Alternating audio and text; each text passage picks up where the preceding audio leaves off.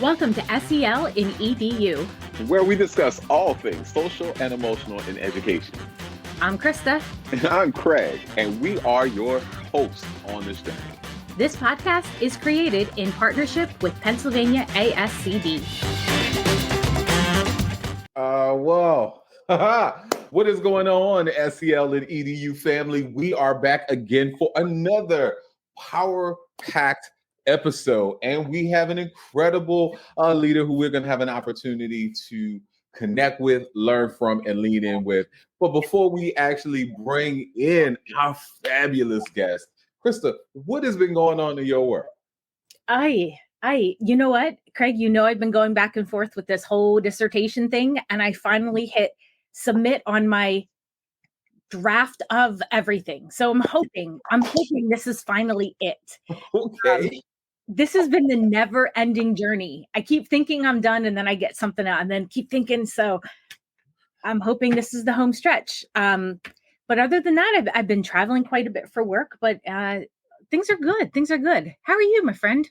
I'm doing pretty well. I literally have in the back of my mind, as you said, like the never ending story. I think about the dog, right? Remember that? I think it was a movie, right? The never ending story. Yes. So I just think about the dog with his tongue out his mouth, and the young man who was flying in the air. I feel like at some point your dissertation is gonna land. You're gonna defend, and you are already Dr. Crystal Lake, but we will have papers for you for that. Yes, I need those. And I don't remember his name, the dog. Matthew, do you remember the dog? I think he yells Atreyu at the end. But I think I was trying to think about it when he said it. It's coming to my mind, but I just can't think about it right now. Okay. I'm gonna have to look that up later on. Okay, it's all good. It's all awesome good. So for me, self-care has been taking care of home, and so I bought a new home, and it has been something interesting from starting the house and painting, learning that a snowblower can be your best friend, to now understanding like lawn care, clean, like I'm re-outfitting our storage cell because we happen to have lots of things and they need a place to be. And just trying to enjoy our sprint to summer. So that's kind of what I've been up to. Yeah, well, and I remember in one of the other podcasts that's coming out, you said your dad has a green thumb. And so did you inherit that? I don't know yet. Well, I would say some things here have grown really well. So I've like a pothos that's going well and strong. I have a fern and some other things, but I want to get into doing some herbs. I would love to test out like strawberries and tomatoes, but I want to make sure our lawn is greener. So I just want to take care of that. And then maybe I'll do like an above ground garden at some juncture. It's good weather, but I can only do so much right now. I'm feeling a metaphor coming on. We want to make sure our lawn is greener. Well, I'm feeling that's going to come back at some point. Okay. Well, we have to go ahead and our guests already started trying to share a little bit of insight on what is the name of that dog from Never Ending Story. So I think I should do the due diligence of leaning in and welcoming him in. We have Matthew Woods here. He is a K-12 educator in Virginia. His professional experience includes being a high school social studies teacher, middle and high school assistant principal. He's been a middle school principal, director of student support, adjunct professor, field instructor at the collegiate level, keynote speaker, educational consultant, author, father, partner, husband, and he has his own podcast, Leading Out the Woods. And he is the author of a children's book series called I Want to Be. I want to give a rousing, applause, spirit fingers, and open arms to welcome Mr. Matthew Woods. How you doing, man? Appreciate it. Thank you. Thank y'all for having me on here. And most recently, he's working as a school improvement coach with NWEA. he just keeps adding Mm-hmm. to this long, amazing list. I Yes. just never sleep. It feels like always doing something, but I always love doing good work and connected with great folks like you all. And yeah, just doing what we can for all students. Awesome. Yes. Okay. So I do have to tell you, I Googled the dog's name is Falkor. I couldn't let that go. Falkor. Yes. Right. Um, yes. And so, we started off talking about the never ending story, and I forget even how it came up. But let's talk about stories here. So Matthew, you are an author, and I remember talking to you about the impetus for your book and what drove your book. Can you tell the SEL and EDU family a little bit more about the book and why you chose to write it? Sure. So the book series is titled "I Want to Be." Um, and the premise or the theme of the book is I want to be blank. So we insert different occupations from like a lawyer to an architect to like the next one we have coming out, a veterinarian, etc. And the book really started from a personal standpoint about my son. So when you look at the books, my son is the main character. And so I'll tell anybody if they get the book, if you look at the cover page or look at the illustrations in there, flip to the back of it, you actually see a picture of him at the time. It's like the first 4 books are considered like year 1 when he was 1 years old. Then the next few books that we've been making are actually for the year 2 collection, and then so on and so on. So you'll see the images kind of grow with them. But like I said, the book really started just because I think for any of the listeners on here, when you become a parent, things really start changing. I tell folks all the time, you're aware of your surroundings, obviously, and you see things. But then when you have kids, you really start zoning in on things a little bit more specifically. And one thing that my wife and I really kind of struggled with was finding books that we felt represented him in a very positive standpoint. What I mean by that is my wife is white, I'm black, so our son is biracial. And like we would go to any bookstore you could think of, and it was like a stretch just trying to find books either with a biracial character or even just with the family dynamic that we had. And it brought up, honestly, it brought up some negative emotions and feelings I had when I was growing up, when I remember questioning, why don't I see characters that look like me in books? Like, and then when I did start seeing them, why was it always a certain genre? Like, why did I have to be the bad guy? Like, or why did I have to like sports? Or why did I just have to be a rapper? Like, what's the deal, right? So my wife surprised me. I think it was one Father's Day, and she bought me this one of those books where you can kind of send in your picture to insert yourself on it. I don't know if some of y'all seen stuff like that. So I remember getting the book, y'all, and the first thing I said is, that dude don't look like me. He look like a model. I appreciate the gesture, but that don't look nothing like me. So anyway, what turned into, I guess, a joke, kind of got into a little back and forth. And she was like, if you could do better, you should just go out and write your own book. And I was like, sure. So, I marched, I think, to the kitchen table, and it was crazy because literally, y'all, the idea just came to me like that. And I just started writing. And from there, like the whole theme came out, the idea. And yeah, it's been amazing. I mean, it started off as me just self-publishing it. Because really, I'll be real honest with you and all the listeners on here. I really just self-published it because I just wanted to be able to surprise my wife and my son and put some copies in their hands. But then when I think I had posted something about it, people were like, "Hey, where can I buy them?" I actually did make a couple more. So it really was like a grassroots um, premise to it thing, really. And people just kept sharing it and people liked it. And then it actually spurred into me getting my own book contract. So shout out Codebreaker if you're listening. So from there, they republished on my books, and we're working on the next however many in the series. And yeah, it's been amazing.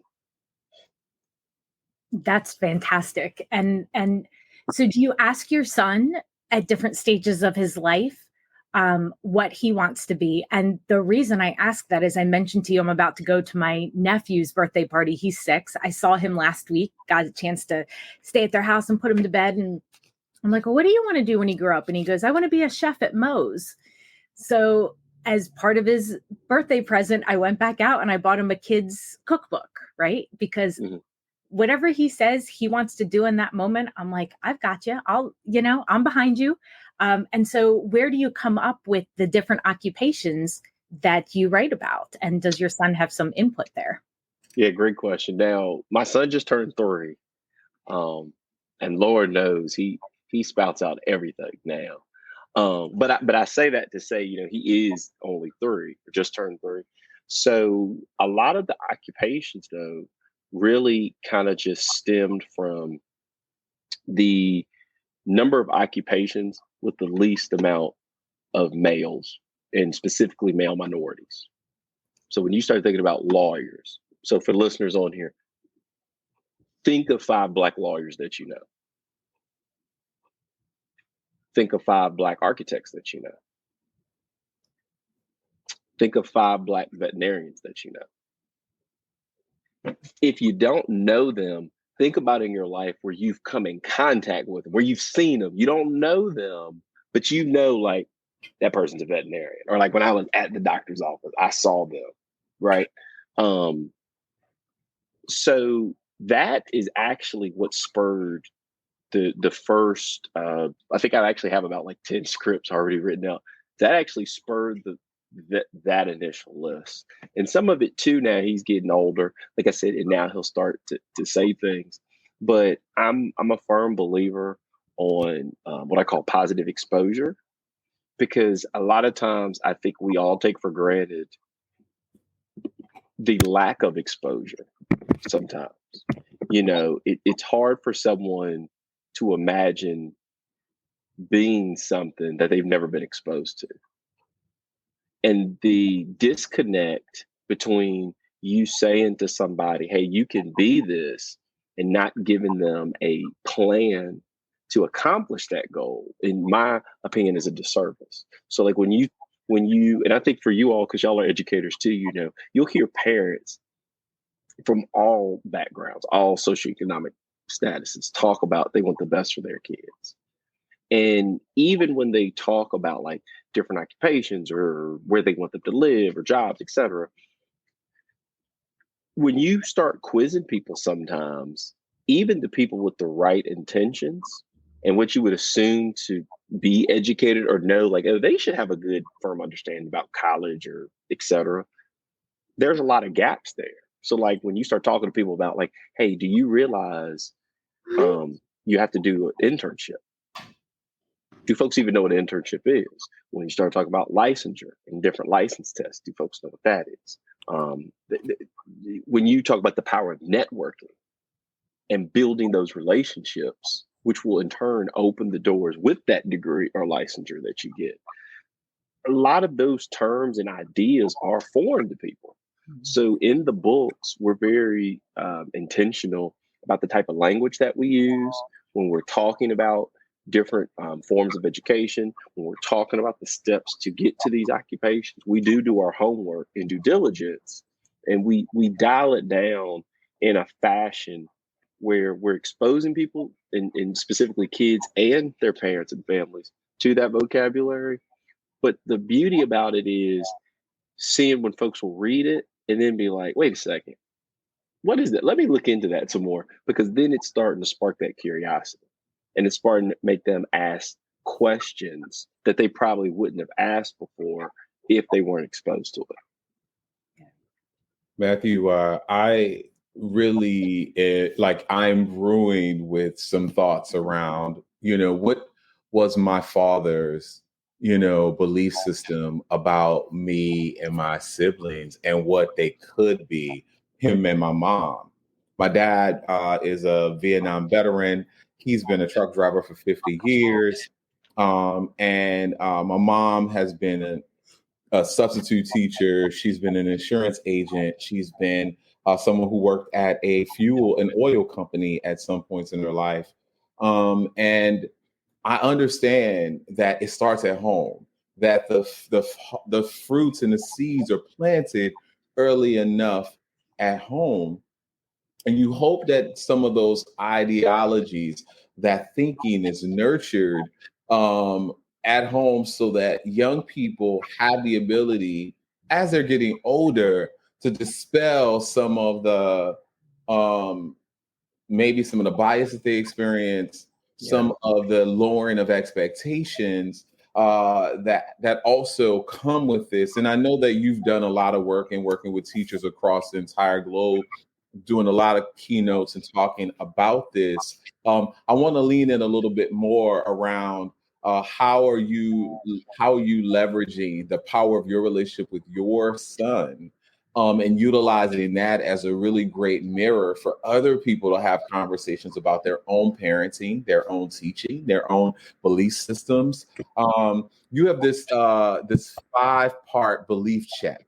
I would love for you. I know that this is really centered more for educators and their beliefs and their biases. I'd love to really kind of get some grounding here on how have you utilized your personal experiences at being a father and a husband, a partner, but also as an educator, and really push people on what they may be rooted to really open themselves up to something different.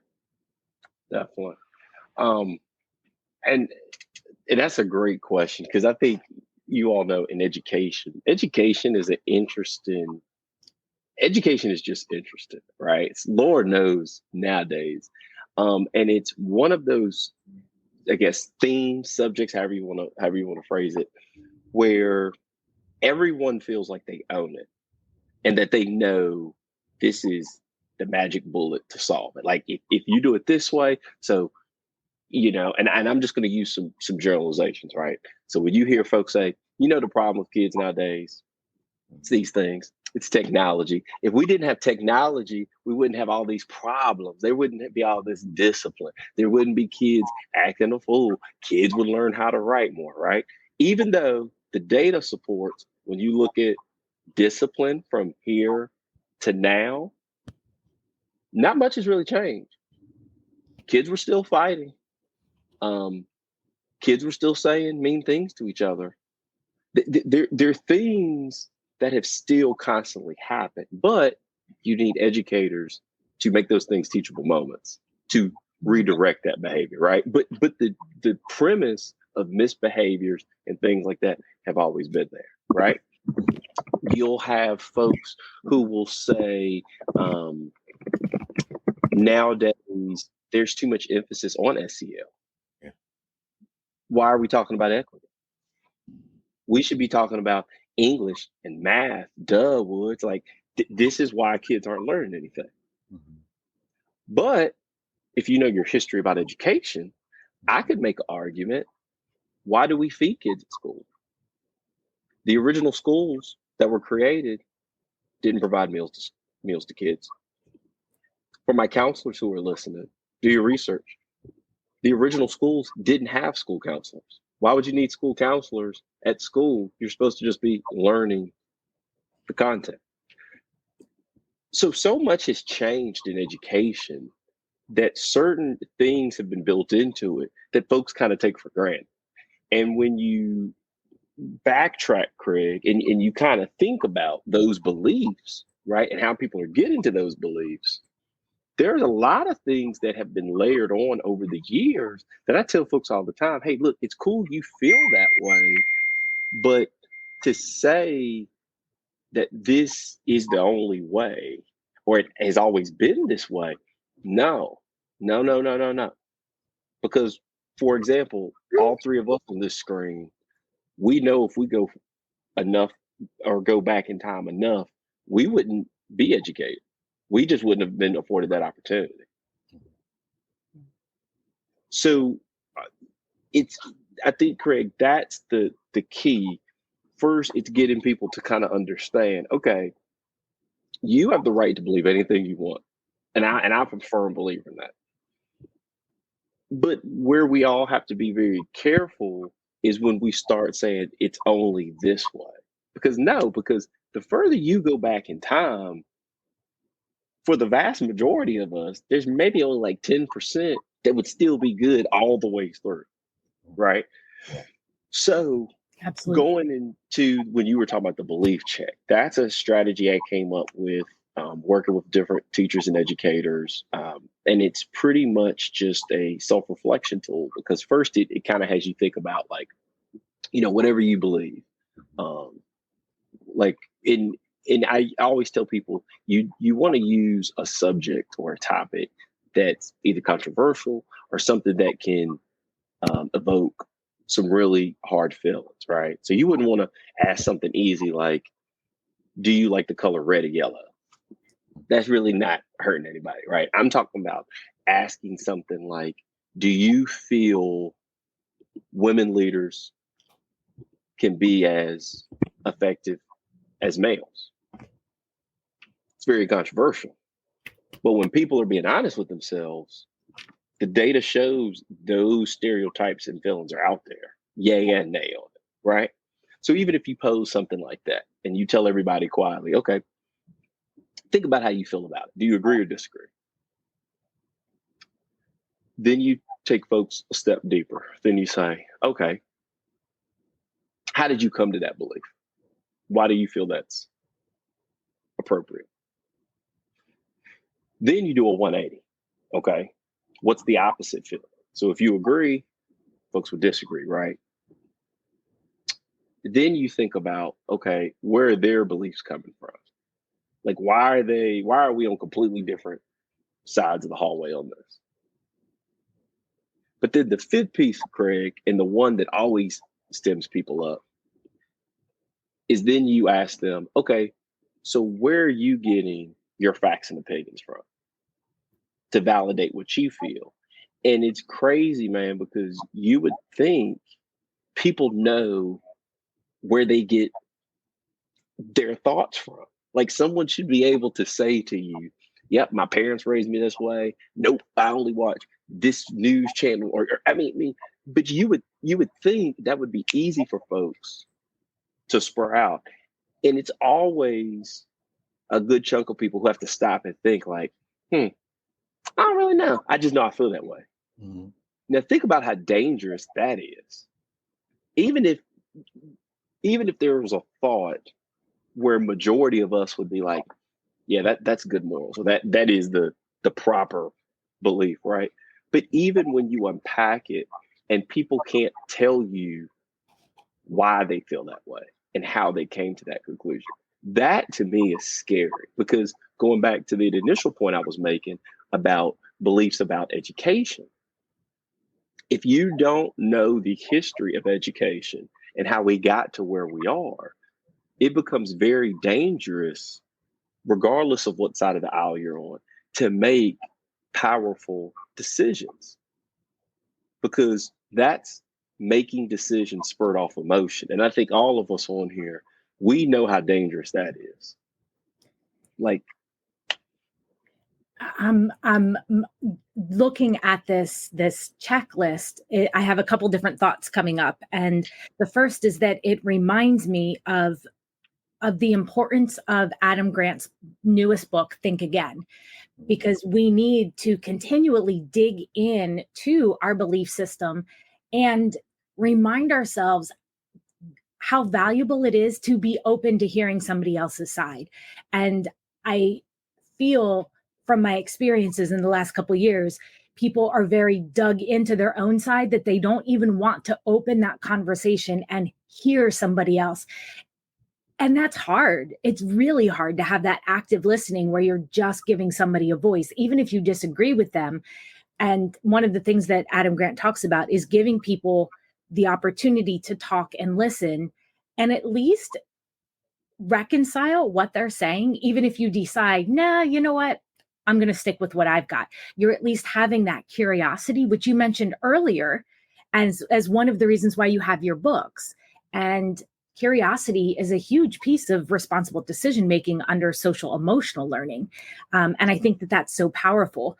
And the piece here that is I'm also being reminded of, and I can't remember the name of the neuroscientist, but they talk about how we think that as human beings we're very rational and we are driven by rational thought, but we're actually feeling beings who have thought, not thinking beings who have feelings. And so you're really emphasizing the fact that we often make decisions on emotions without having a moment to stop and think about the rational thought pieces. And I know that as a building leader, that this is something that you often have to model with people, right? As you're leading, whether it's teachers and modeling that for them, or working with students. I'm wondering, and we want to publish the 5 beliefs and these steps. Could you talk a little bit about how you've been able to leverage this as in your role as a leader, to either support the students or to support the teachers? Yeah. So I think one, I tell people this all the time, and I know you're gonna have listeners thinking, oh, I'm about to turn this record or change the channel when he says it, but just stick with me, y'all, when I say this. I became a better teacher as I was learning to become an administrator. And I tell folks all the time, I became a better teacher when I was learning to become an administrator. And the reason why is because of the why. Because then things started making sense. And instead of me just saying, I can't believe Craig is making a look, they talking about these standards again. Here they go. They trying to micromanage my curriculum. But then I realized, wait a second, everybody is not on the same page. Like, there are some folks going out here on a tangent about something. And we got some autonomy, guys, but like we got to be relatively talking about the same thing. Like, we need to be on the same path. There needs to be a minimum that every kid should be getting exposed to, regardless of what we want to sprinkle on top, right? I mean, scheduling. Why can't I have 4th block planning? Why do I have to have planning like this? Why can't we all just be all 4th block? Okay, that's the easy one, because the baby's got to go somewhere during 4th block. And there's certain kids, the only opportunity they might have to take my class is only offered during that 4th block because of the rest of their schedule, right? So a lot of the why started making sense. But then, Krista, it became a matter of, okay, now helping folks come to those kind of understandings. Because like you said earlier, people are reacting off of emotion. And most of the time they're reacting off of things that isn't the real reason. I have a good friend of mine, Lori Wimbush. I don't know if she's listening, but she often says, and I've stolen it from her. She often says, look, just tell me what you really want. Like what is the real issue? And when I was a building administrator, even now as a district administrator, I found myself, I'll hear people out, hear their concern, parents, staff, students, etc. But I always try to make sure to tailor back. Okay, so this is what you really want. But this is, what you're calling me about. What we mean by this is the concern. 7 out of 10 times it's not. That isn't the concern. They're upset because of something else that happened, and whatever they're talking about now, it's just, they were like, look, I gave that opportunity, but look what happened again.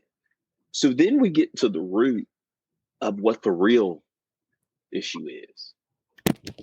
And that's when we can start working through, because then if we solve that issue, this other little thing that really got you upset, that was never the why. That was never what made you this over here is what was festering, which led into this micro or mini problem growing into something gigantic. Yeah, it reminds me of the 5 whys protocol. Mm-hmm. So it's like you just keep asking because you know there's something more under there. Let's dig all of that out to find out what is the root of the issue, and let's address that. I love your ability to be able to link the beliefs questions, those 5 pieces, and how it can be used, and really focusing in on that communication to build relationships, right? And making that communication clear and transparent so that everybody can have their needs met. And a lot of times too, one thing I've had to learn from mentors of mine is that even when you do that, people will still be upset. It's almost like you just have to give them time to step away and come back. Because in the moment, they're still filled with emotions, right? You might have gotten to the why, but they don't want to hear it right now, but I've had to learn and grow professionally not to take that personal. That was a big learning curve for me, because I'm like, hey, look, this is the real issue. Like, you just told me this is the problem that you want solved, but you're still festering over here. So, like you said, it's working with folks, addressing their needs, but then at the same time understanding that, it might be that separation. They might have to step away from it for a little bit, them have time to reflect, to kind of come back to the table and say, okay, I see what you're saying. Yeah. Yeah, I would love to add to what has already been shared. I was doing a quick search because I've been listening to a host of podcasts. Oprah had like Arthur Brooks, who did the book.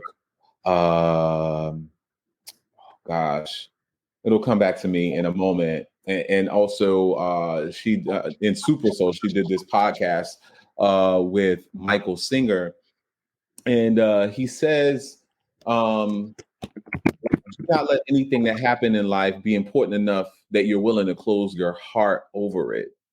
And when I think about, where people are, especially today, regardless of, like, I really appreciate what you shared, Matthew, about where you are on the aisle. There's a lot of work you have to do to unpack that why. And so I think what happens for some of us, we don't really know where the seeds of belief came from and why it is that we believe what we believe. My father grew up being Baptist, and so for him, there were no conversations, in his teenage years, where they were talking about what it meant to be, black or white or indifferent. Like, there was conversations around race, but his father and his mother didn't have conversations with him to give him the talk. Like, this is how you operate as a black man in Mississippi, and how you're going to move. They didn't talk to my dad about career moves. My father never actually went into college. I think he may be high school educated. And when I think about both of my parents, as I had to come to them and share, like, this is my truth and being like a gay or queer man, there was no roadmap for them. And they were anchored to Christian values and beliefs that they understood because that's how they were conditioned. But again, they had this toil between, I love my son, but I also understand the world is going to be harder for him because of this truth. And when I think about educators today who are also trying to do their own personal unpacking of why they believe what they believe, regardless of where they are, I don't know how many of us have actually spent enough time doing the hard work that is necessary for us to really dig deeper and understand those core beliefs that we have grown with and how that shows up. And I'll share a couple of things I was that came up in a conversation I had earlier this week, and I was I was in a conversation with one of the superintendents, and we're talking about early childhood. And so in the research, it says that, a baby at 6 months, their brain starts to actually notice race. Like, they start to see, who's around them, who do they spend most of their time, but they're starting to get glimpses of it. By age 2 to maybe 4, they're starting to internalize differences about, well, this particular person, this black, black kids in my class or black kids in this experience, this is how they move, this is how people talk to them, this is how they are dressed, this is how they, are characterized in these spaces. And by seventh grade, if you actually have not done the work to really have conversations, help young people to unpack, they get set in their own beliefs. And then it takes all of this work over years to understand why it is that some kids act out in the way that they do.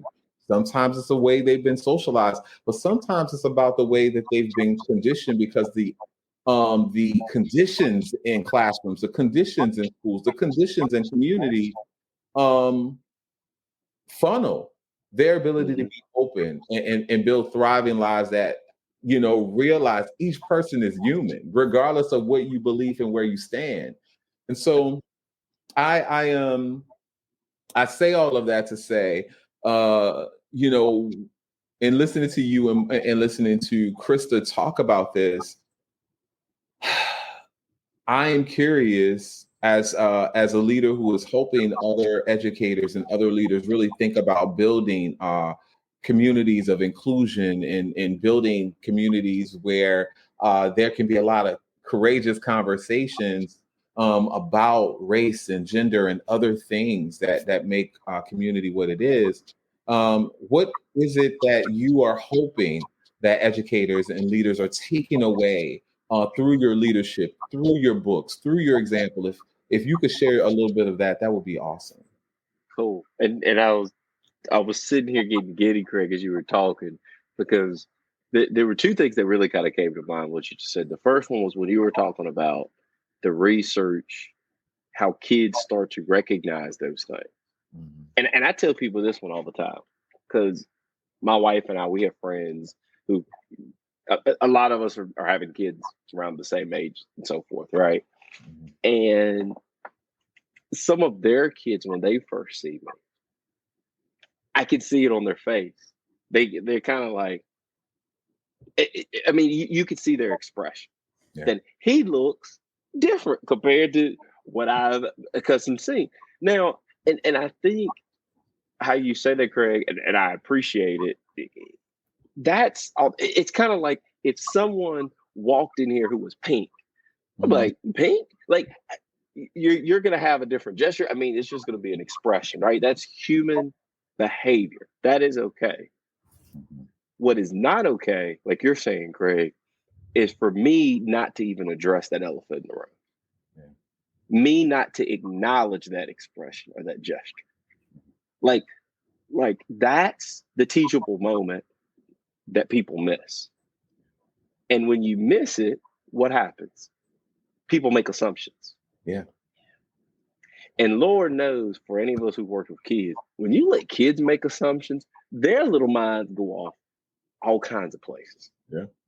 And then, like you said, as we get older, we get set in our ways. So it's harder to get me to unpack all of those assumptions I've just continued to build on and build on and build on. Now, then you can't fault the person because no one addressed that teachable moment.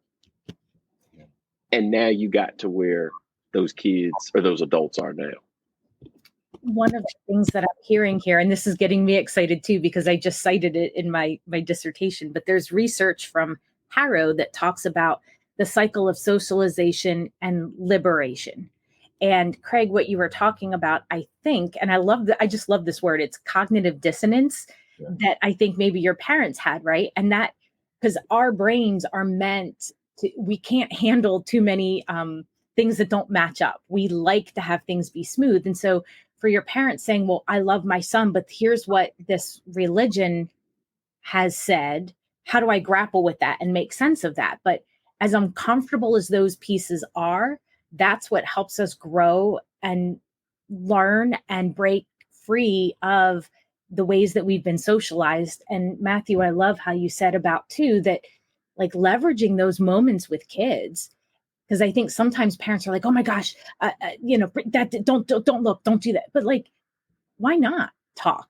and have those conversations with our kids and talk about what they're seeing, what they're feeling, and giving them an opportunity to be curious and to learn about life and melanin and society and people. And like you said, Chris, it's just about everything. Like taking it back to what Craig had said, the big impact. What do you want the educators who are listening to things to think about is to come to the realization that you like kids. I tell educators all the time. You like kids. You don't love kids. And what I mean by that is like, for everybody out there, do you love everything your students do every day? Do you love everything every student comes in contact with, that you come in contact with? Do you love everything? No, you don't. Because especially for all of us who are parents, you have that idea in the back of your mind, like, if my kid acted like that, I would lose my mind right now. And Lord knows I would hear the educator early in my career who would say that. And now as a father, I think to myself, like, man, if Hilton Curtis acted like that, we're going to have some problems when I get up. Right? But I will still do anything I can to help kids who are displaying behaviors or things that maybe I wouldn't want my son to do. Mm-hmm. And I think that's the parallel. So even if you still want to use the terminology, hey, I love all students. Okay, to an extent, to an extent. And like you said, we have to be willing to have those courageous moments to step in there and say, even when I'm seeing something that maybe go against my core value or my beliefs, or maybe I'm seeing something like, Lord knows, I don't want a kid doing that. Well, I still need to address it. I still need to engage in a conversation. I still need to engage in conversation with their parents and let them know what I'm seeing, what I'm thinking, and what we could do to kind of come to the same page, because a lot of what we're seeing is folks who are really kind of putting themselves in silos. Mm-hmm. And it's manifested itself in all walks of life right now. And you would think, 2022, we have all this technology, all these ways to communicate with each other. And if you look at some of the research that's coming out, it's actually saying the opposite. Folks are going into silos. They're only trying to get information from certain sources that they feel is appropriate. They don't want to step outside the box. And all you're doing is going back to that example I said earlier. You're just reinforcing your own opinions. You're reinforcing your own assumptions without stepping out the box and at least getting exposed to what else is going on, and then trying to make sense of it. Yeah, but it's not a but. So sorry, it's an and. It's a vulnerability, and Chris and I talk about this a lot. Both of us love, us some Brene Brown. I believe that people are willing to be as vulnerable as safe as it could be for them, meaning they don't lose anything to be vulnerable. So you saying, you know what, I use the wrong pronoun here. Sorry about that. Doesn't feel like it costs much. It's a slip. But when you tell someone to uproot everything that they've come to understand, and that they have to think differently and be more responsive to the needs of the young people who they serve, which may have a very different life experience from them, whether or not they're immigrants, whether or not they are, Black or Latino, or, from Palestine. Like, it doesn't really matter. But when you have people who don't necessarily have a strong sense of foundation anymore, because now they're doing this internal work, they feel exposed.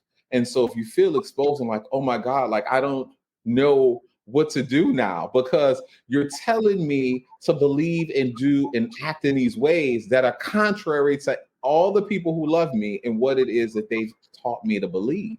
And so I find it interesting as I'm having these different conversations with leaders who are trying to be brave, who are trying to be allies, that they feel exposed. And unless you have a really good, you have a really good Avengers team, accountability partners or people who are willing to go the journey with you, people would rather be in silos, live in ignorance, because then they don't feel like they are exposed and exiled and on their own. That's a good point. But I would say back to that, Mm-hmm. what is so wrong with being exposed? Mm-hmm. What is so wrong? You know, and I agree with you, Craig. You hear folks say, I don't want to be exposed, or I don't want to come. What is wrong with that? Like, and this is really directed at educators. Yeah. For any educator who has an issue with that, then how I would flip it on them, I would say back to them, then you don't believe kids learn from failing. Because if most all educators should know, kids learn more from failure than they do from passing something. Why is that? Because they'll see a grade like, oh, I did enough just to make the teacher happy. I go about my business. But a good teacher will show them, hey, this is what you did wrong.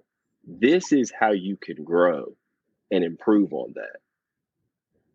And then it's lock it into the kid's brain, regardless if it's an F or if it's a B minus, getting them to that A. Like, that's the teachable part. So that's that exposing, like, hey, there's still more you can do on this. And it's the same way for individuals when we're talking about this work. But I still think it goes back to why it, like, I tell folks all the time, if education was easy and people had it figured out, everybody would be passed.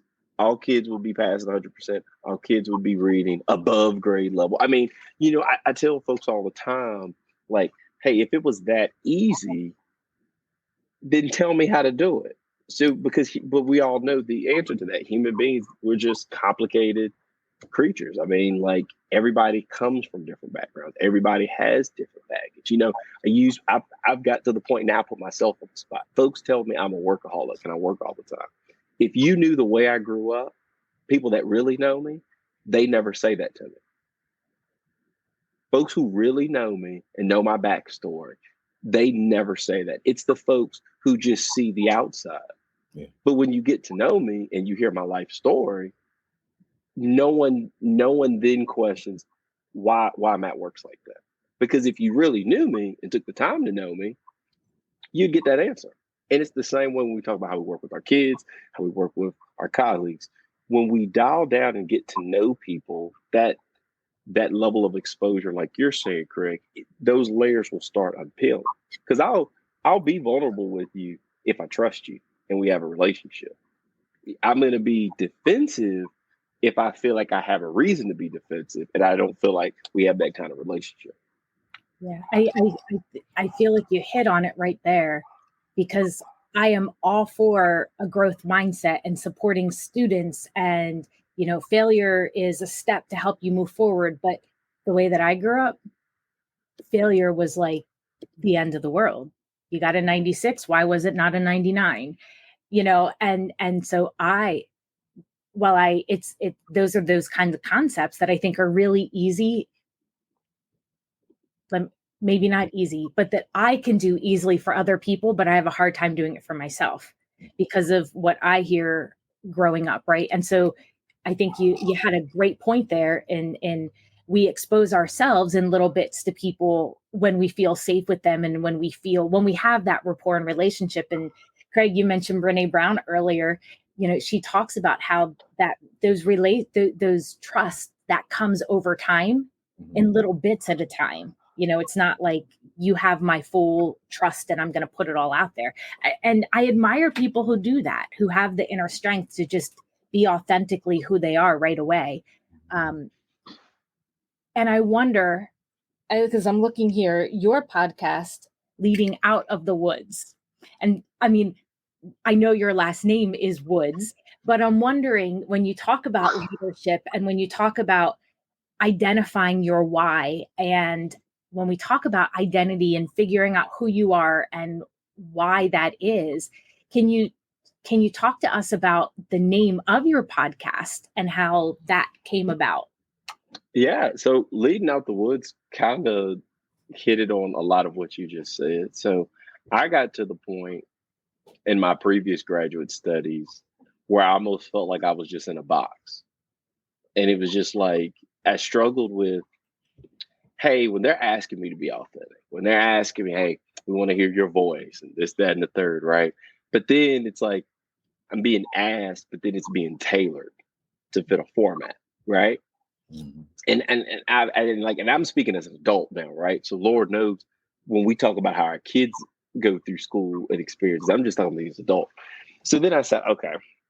Then I started getting to the mindset, okay, I'm going to give you what you want to get what I need, which is to finish, right?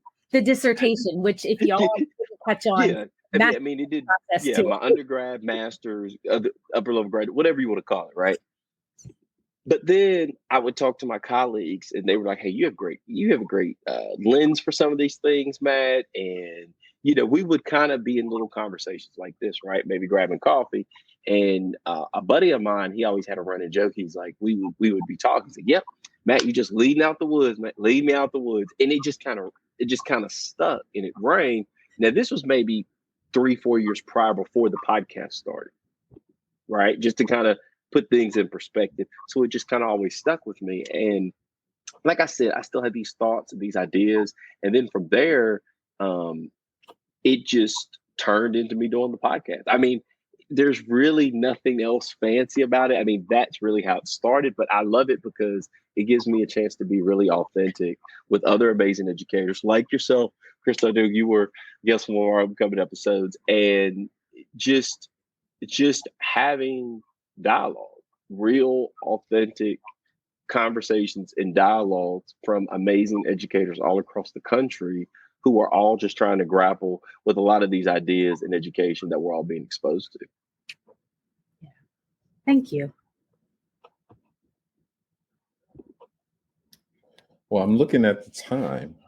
So, I know we could continue moving in this conversation, but I know you both have some young people who may need some TLC in a little bit. Matthew, I mean, there's so much I would love to ask, but I'm gonna stay focused because I do realize I'm waking up soon. I could drift. If nothing else today, if our listeners, your fans, and supporters, hear nothing else today, what is it that you want to make sure is laid upon their hearts that they take away from today's conversation? I think the biggest thing for educators, you got to model the things that we're asking students to do. And when I say that, I'm not talking about, hey, if kids can't have their phones out, I can't check my email on my phone. I'm not talking about that kind of stuff.